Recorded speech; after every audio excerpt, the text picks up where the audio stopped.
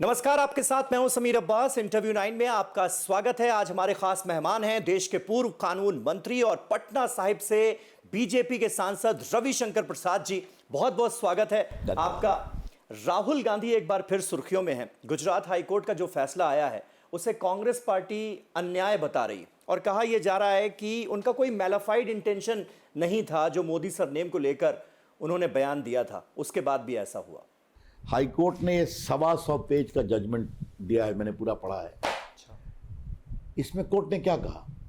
राहुल गांधी आदतन अपराधी हैं अवमानना के मामले में। 10 केस चल रहे हैं इनके। इन्होंने कैम्ब्रिज में फिर सावरकर को अपमानित किया, उनके पोते ने पुणे में केस कर रखा है जी। तो और राहुल गांधी की पूरे थोड़ा सा व्यक्तित्व को देखिए आप। चुनाव आयोग को अपमानित करते हैं, इंग्लैंड से, कैम्ब्रिज से, अमेरिका से। भारत की सेना के बारे में क्या बोल देते हैं, तो सीवीसी की आलोचना करते हैं। राफेल केस में याद होगा मोदी जी पर ने क्या कहा था उस समय, चौकीदार मैं बोल नहीं पाऊंगा जी। सुप्रीम कोर्ट ने बिल्कुल सही पाया तो सुप्रीम कोर्ट की आलोचना किया, तो बाद में जब कंटेम्प्ट हुआ तो माफी मांगे। तो राहुल गांधी बेबुनियाद आरोप लगाना, अपमानित करना, ये उनकी फितरत बन गई है। फिर कांग्रेस ये क्यों करी कि ऐसा इसलिए किया जा रहा है ताकि किसी तरह से बस राहुल गांधी को लोकसभा चुनाव लड़ने से रोकना है मकसद? भाई अजीब बात का, तो 2004 से लड़ रहे हैं ना जी। और इतने लोकप्रिय थे समीर साहब, तो अमेठी से वायनाड क्यों चले गए थे? क्योंकि वहाँ क्रिश्चियन वोट बहुत हैं और वहाँ पर मुस्लिम लीग का सपोर्ट था, वहीं से लड़ जाते आप। देखिए, राहुल गांधी को कांग्रेस पार्टी कितना बार लॉन्च रिलॉन्च करेगी अलग बात है, लेकिन मैं आपके सामने एक बात को बड़े विनम्रता से कहना चाहूँगा, राहुल गांधी को कांग्रेस के वरीय लोग ठीक से बोलना सिखाएं। बट वो तो ये मान ही नहीं रहे हैं कि उनसे कोई गलती हुई है। वो कह रहे हैं कि उन्होंने नरेंद्र मोदी नहीं, कुछ विशेष लोगों पर टिप्पणी की थी, नीरव मोदी, ललित मोदी पर टिप्पणी की थी, लेकिन उसे पेश इस तरह से किया। ऐसा है, ये सब बात कोर्ट में बहस हुई ना। अब तो 3 कोर्ट में बहस हो गई ना, अब उसको हम लोग यहाँ क्या बहस करें? कोर्ट ने सबूत, supreme court, high court judgment, विदेशी जजमेंट 499 आईपीसी के आधार पर सारा निर्णय किया है ना। तो राहुल गांधी जाए सुप्रीम कोर्ट। प्रेस कॉन्फ्रेंस में यह कहा गया कि राहुल गांधी किसी से डरते नहीं हैं। तो ये जो एटीट्यूड है, आपको लगता है कि ये एक बड़ी वजह है? वरना माफी अगर वो मांग लेते तो शायद इस मुसीबत में नहीं फंसते। देखिए, मुझे 2 कारण करना है। अभिषेक मनु सिंह भी हमारे अच्छे मित्र हैं जी। हम लोग एक पेशे से भी आते हैं, मित्र भी हैं। राग दरबारी शास्त्रीय गायन में बड़ा सुंदर राग है, अच्छा राग है, लेकिन जब राजनीतिक राग दरबारी बनता है तो बेसुरा हो जाता है। लोकतंत्र लोक लाज से चलता है। आलोचना का अधिकार है, कार्टून का अधिकार है, पन का अधिकार है, लेकिन जब आप लोक लाज की सीमा लाग जाते हैं तो ये आपकी आजादी नहीं है बोलने की, क्षमा करिए। तो राहुल गांधी की समस्या यही है कि I am the most competent wise man in the country, बस यही। राहुल गांधी से अब पूरे विपक्ष की बात करते हैं। हाल ही में महाराष्ट्र की जो घटना हुई उसमें एनसीपी की टूट की इंजीनियरिंग का क्रेडिट आपकी पार्टी को दिया जा रहा है। ऑपोजिशन कह रहा है इसके पीछे बीजेपी है। अच्छा, हमें ये बताइए कि पटना में एक बारात सज रही थी 24 की जी, लालू जी ने दूल्हा भी घोषित कर दिया। पटना मेरा क्षेत्र भी है जी। तो मैंने ही एक सवाल किया था कि बारात 24 की सज रही है, दूल्हा कौन है जी? तो कहा गया दूल्हा हम बताएंगे।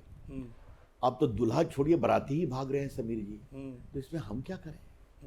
अखिलेश यादव का हाल आपको मालूम है, यूपी में क्या चाहते हैं।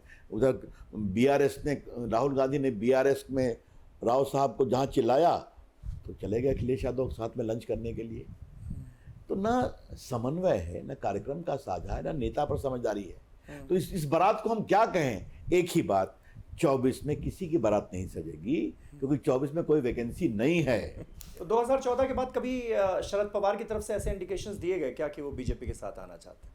उनके भतीज ने सब खोल दिया ना। अब हमसे क्या पूछ रहे हैं? और एक तो एक ही है कि जब पिछले चुनाव में देवेंद्र फडणवीस मुख्यमंत्री उप मुख्यमंत्री कहे तो पवार साहब का खुद का स्टेटमेंट है गूगली कि हम ही ने कहा था जाओ शपथ दो फिर बैकआउट कर जाओ, जो बीजेपी को एक्सपोज करना था।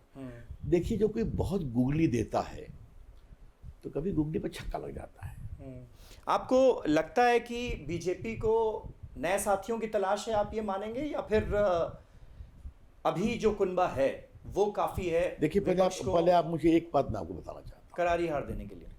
14 में बीजेपी को अपना पूरा बहुमत था, फिर भी नरेंद्र मोदी जी ने बड़ा हृदय दिखाते हुए अपने सहयोगी लोगों को मंत्री बनाया कि नहीं बनाया।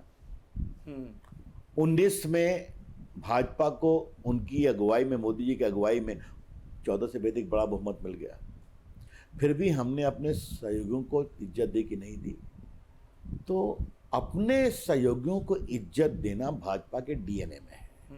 अच्छा, यूनिफॉर्म सिविल कोड एक बड़ा मुद्दा बनता हुआ नजर आ रहा है। क्या 2024 के चुनावों से पहले ये प्राइम एजेंडा है मोदी सरकार का, यूनिफॉर्म सिविल कोड आ जाएगा क्या? पहले आप एक बात समझ लीजिए, हमारे मैनिफेस्टो में तो आज से नहीं, बहुत दिनों से है। बिल्कुल। अब उसकी कानूनी प्रक्रिया चल रही है लॉ कमीशन के द्वारा, उस प्रक्रिया की प्रतीक्षा करिए, मैं इतना ही कहना चाहूँगा।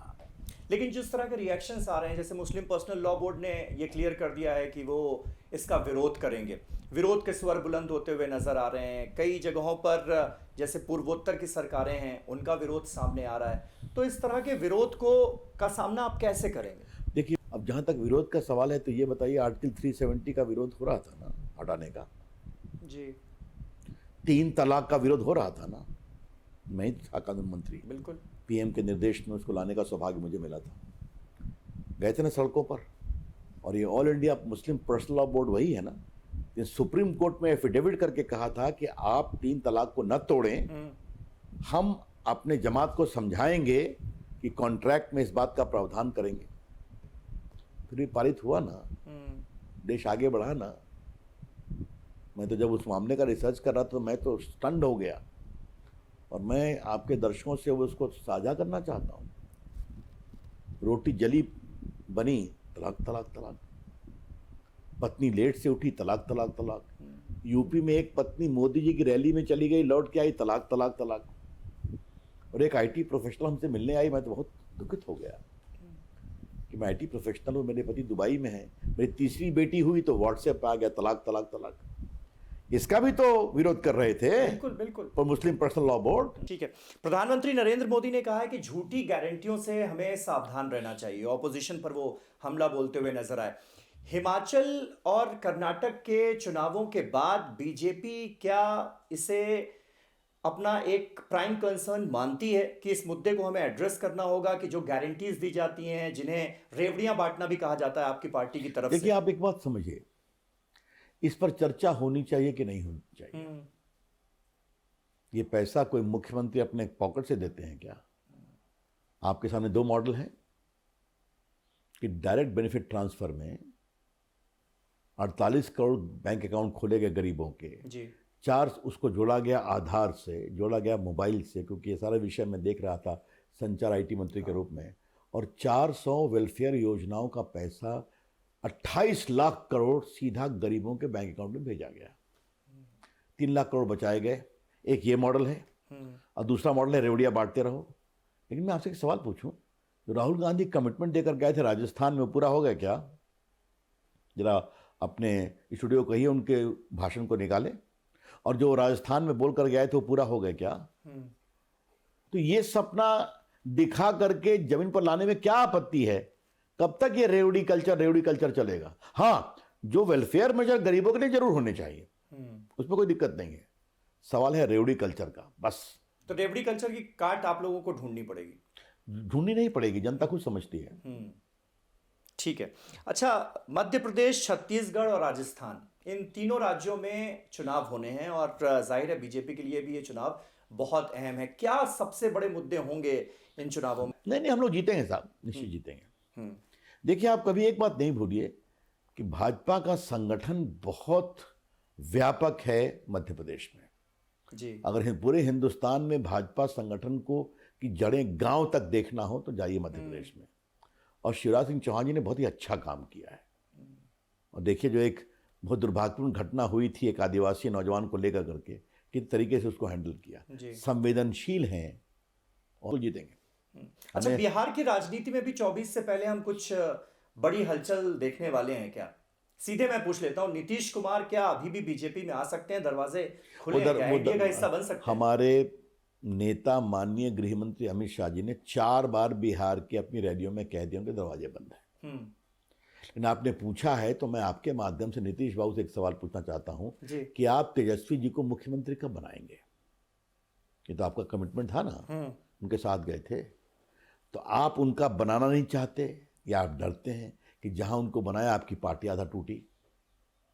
तो ये है गड़बड़ झाला, समझ गए आप? हाँ। पिता लालू प्रसाद व्यग्र हैं कि मेरा बेटा मेरे सामने मुख्यमंत्री बन जाए।